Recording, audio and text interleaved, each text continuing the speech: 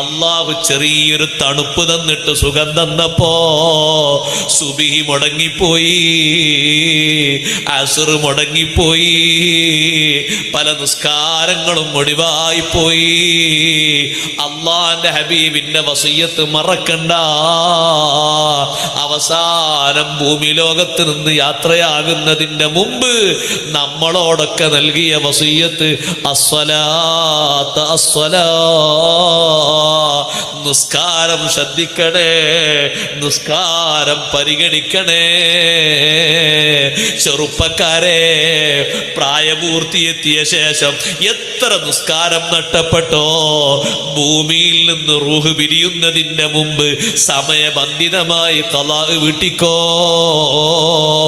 നിങ്ങൾ നോമ്പനുഷ്ഠിക്കാത്തത് വേറെ ഏതെങ്കിലും രൂപത്തിൽ പരിഹരിക്കപ്പെടുകയാണെങ്കിൽ, അതേ നോമ്പ് നോൽക്കാത്തവരാണെന്ന് ഉമ്മ പറഞ്ഞാൽ, ഏതെങ്കിലും നിങ്ങളെ സ്വത്തെടുത്തിട്ട് അല്ലെങ്കിൽ ബാപ്പാന്റെ സ്വത്തെടുത്തിട്ട് ബാപ്പയോ ഉമ്മയോ കുടുംബക്കാരോ നോമ്പിന്റെ കണക്കനുസരിച്ച് മുദ്ദങ്ങ് കൊടുത്തു എന്ന് കൂട്ടിക്കോ, അത് പരിഹരിക്കപ്പെട്ടേക്കാം.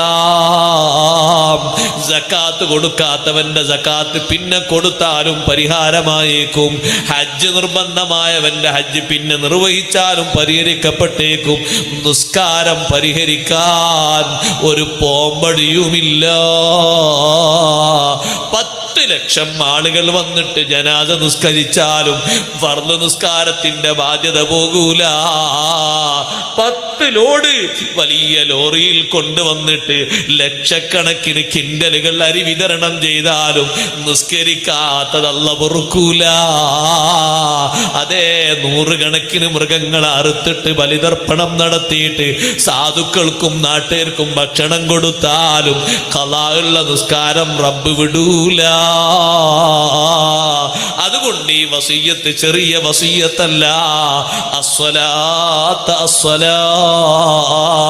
അതുകൊണ്ടല്ലേ ഫതുഹുൽ മുഈനിന്റെ തുടക്കത്തിൽ നിസ്കാരം ഖളാ ഉള്ളവർ അത്യാവശ്യ സമയങ്ങളിൽ ഒഴിച്ച് ബാക്കി മുഴുവൻ സമയവും നിസ്കാരം ഖളാ വീട്ടുന്നതിൽ വിനിയോഗിക്കൽ നിർബന്ധമാണെന്നും, ആ വിനിയോഗിക്കുന്നതിന്റെ മാർഗത്തിൽ സുന്നത്ത് നിസ്കാരം അവർക്ക് നിഷിദ്ധമാണെന്നും രേഖപ്പെടുത്തിയത് നമ്മളെല്ലാവരും അറിയുന്ന വിഷയമാണല്ലോ.